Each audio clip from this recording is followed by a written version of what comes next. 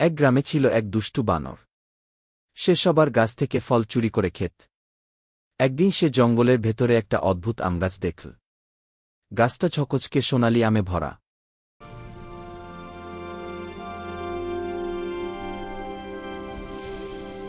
বানর খুশিতে লাফিয়ে উঠল।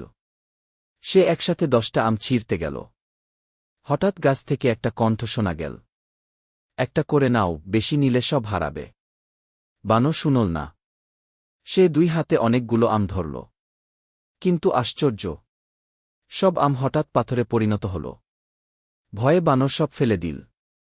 তারপর আস্তে করে একটা আম তুলল। এইবার আমটা রসালো আর মিষ্টি রইল।